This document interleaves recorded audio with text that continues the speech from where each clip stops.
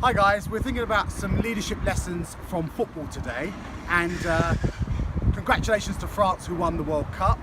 But I'm actually going to focus on the England team today with Gareth Southgate and the way that he was able to take the team for the first time since 1990 to win the semi-finals. It's coming home!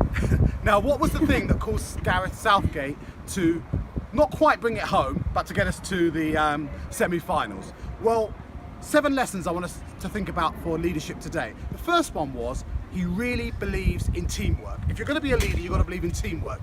He took the team and he really emphasized them working on their strengths. So they all were in positions where they were working on their strengths, and yet at the same time he got them to work interdependently as a team. And so when they went on, they did an excellent job and they worked to their strengths. So that's the first thing we see. They had a diverse team. He also really honoured them in their diversity, whether that was who they were, as well as the gifts and the talents that they had. Second thing we see that Gareth Southgate did is he released the team to use their initiative. So when they were in the middle of the game, he didn't stop them from having their own way of doing things. So if something changed, even though they had strategy, if something changed, he allowed them to use their initiative and work with that. And that again caused them to be a winning team and to get to the semi-finals. The third thing we see with Gareth Southgate's leadership style and the way that he did things was he believed in higher values. In other words, in honouring.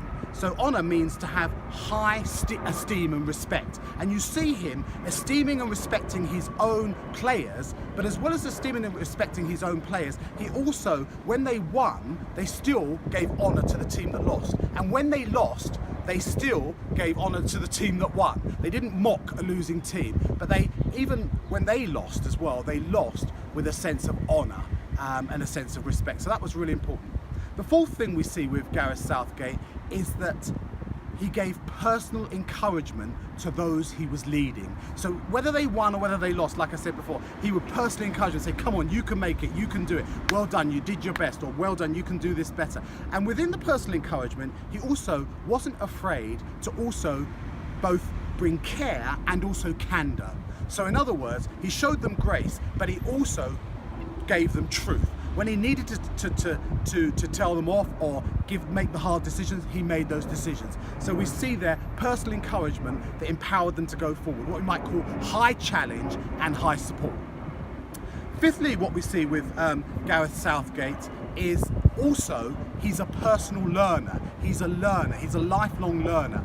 And so in your leadership, never stop learning. And we can see with Gareth Southgate in '96, he actually messed up the penalty there and had a failure. But he never stopped learning from that failure. He learnt from his failure as well as his successes. And that's made him excellent and able to take the England team to where it's got to today. And so we have to have an attitude of learning from our successes and our failures, whether that's the team's failures and successes or our own personal failures and successes. Turn every success into a learning thing, and turn every failure into a success by learning something from it. And so he didn't ever condemn himself, but he learned, and that took them to where they got to.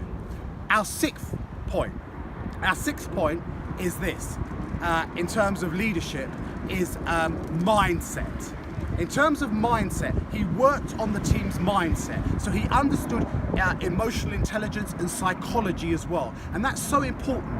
Other team leaders in the past, they've just kind of harangued their team and had a kind of macho attitude. But what he did is he knew these people are individuals and they need to have a good psychology if they're going to win. So he had strategy behind what he was doing, and then the team went out and they fulfilled the strategy. So he had this idea of prepare, do, review. Prepare, do it, and then review it. And that way, that's given a relaxation to the team where they feel like even if we fail, it's not a failure, we're going to learn something and we're going to grow. So remember that as a leader. Prepare your team well, train them, plan, all those things, have your strategy. Prepare, but then do, but then also look at it and review and always be improving things. And finally, number 7, he made the hard decisions. And if you're going to be a leader, you can be encouraging, you can be all these different things, you can be strategic, but there are times when you have to make the hard decisions. And with Wayne Rooney, he had to cut him from the team, which other managers hadn't done. And then he had to bring in fresh young people, and he's worked with them for 5 years and got them to the point where there's a trust and there's built up, and now they've gone out and they've got to the semi-finals of the World Cup. I hope those 7 points of leadership from Gareth Southgate have helped you to think about how you can improve your leadership and be a better leader.